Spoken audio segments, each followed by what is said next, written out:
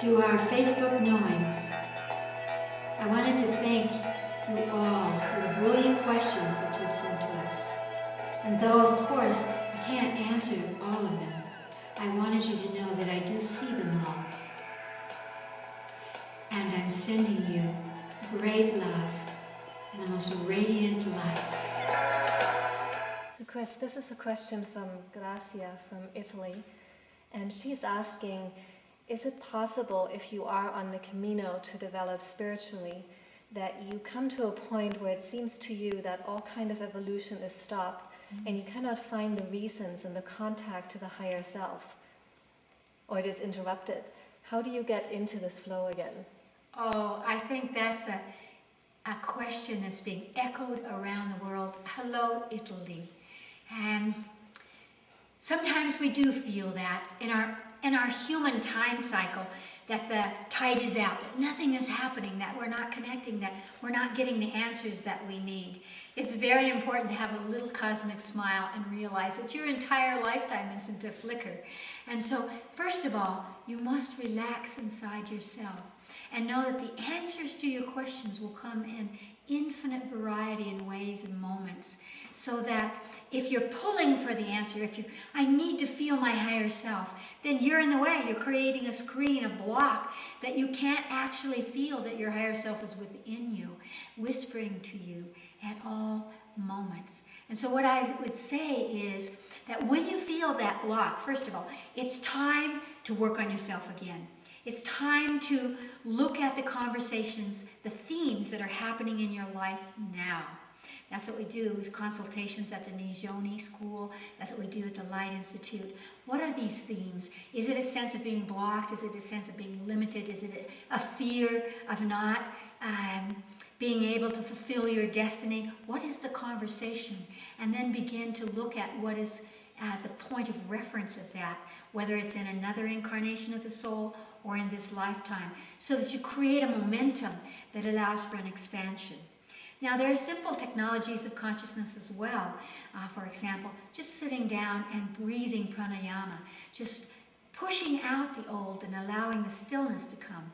Meditation is not about the chatter, it's about the space. It's allowing the cosmic support to nourish you. So if you meditated and said, "Come cosmos, support my life," and felt that energy flowing into you, then you would be able to feel that you are connected to something, that you are not alone. Practice is the key. And when I say practice, I'm not talking about the old regiment of you must meditate at a certain hour of day, you must do everything in a certain passageway. Rather, practice is consciousness at every moment. I am meditating. Or at every moment, higher self, touch my body. When we simply use our consciousness to create the point of reference, that's when the energy begins to flow through you. You cannot have lost the connection to your higher self. So what I'm saying is, every night when you go to bed, simply ask your higher self to take form and see what energy comes to you. What form? It could be a spoon, it could be an animal, it could be a star, it makes no difference. Ask it to touch your body and then fall into sleep. And as you do that, that energy will build in you, and you'll begin to feel that your life begins to release the struggle and starts to flow again. You're not noticing the flow. Things are changing. It's simply that karmic lessons are coming up, and when the karmic lessons come up, we feel blocked because we don't remember, that's part of the purpose of my life, is this block, this karmic lesson. Turn around, face it, look what it is, and allow all of the energies that support you to help you to pass through it, knowing that of course you'll pass through it, because the perfect recognition of our experience in body is that there is no lesson, there is no block that is too big for us. It is all, here it is, here is the gift. As I pass through this initiation, my life will expand, my evolution will have a catapultic leap in evolution. Great love. Chris, this is from Michelle Rios Rice. And she asks, how do you see relationship being redefined in this time of change? And how will the conditioned realities break away? Oh, thank you, Michelle, because it is a time of change within ourselves and within the mirror of the relationships that we hold dear to us. And let us begin by saying that all of the conditioned and conditions of relationships are falling away. The need, I have to be married in order to be acceptable, in order to be a part of society, is no longer necessary. That conversation of who's stealing whose partner is falling away as we gain a sense of our own trust, and therefore our trust in the depth of our relationship. A relationship which is not built on need. It is not built on societal necessities. You must be married in order to financially survive. You must be married. The woman must be married so that someone can protect her, so that you can get better tax returns. All of those things are no longer, in actuality, worth the bonding of marriage. So we break these bonds and we enter into a new octave by which we embrace and we merge together, because there's something deeper than need, something that's called knowing. A knowing of our recognition of each other, our trusting of each other to help us to evolve. I, as a minister, and all of the ministers of the Light Institute, always say to people to embrace each other in a way that explores, how can I love you better? In what way can we know each other rather than simply, I am connected to you, I'm locked in with you, a tandem relationship. If it weren't for you, I could. But rather, because of you, I can. And so, as these things fall away, we can engage in a relationship of freedom, a relationship that says, I want to be here.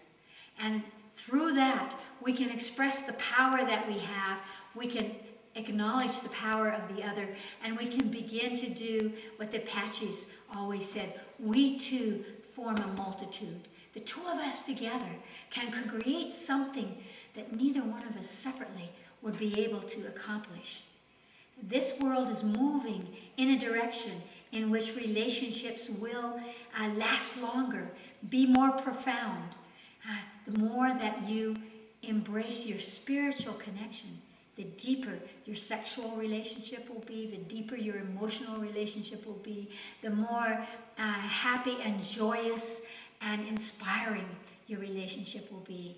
So all we need to do is to relax and to embrace the power of the self, the true self, and by so doing, express that to our partners, and we will have that reciprocal honoring and excitement of the truth in the purpose of relationship.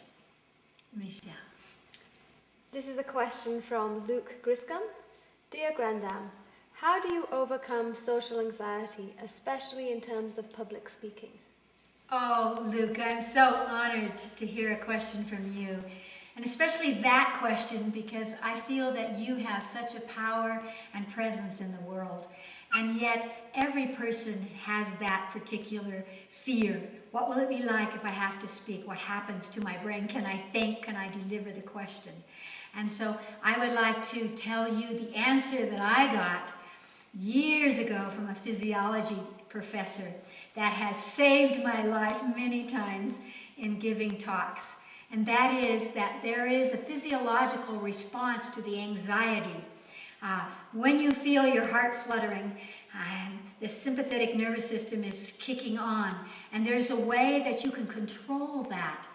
And what it is that you bring saliva into your mouth, into your cheeks, and the saliva immediately will tell your brain, everything is fine, I can eat. I don't need fight or flight, I can be right here, I can be relaxed. And so it's just one of those amazing aspects of the body.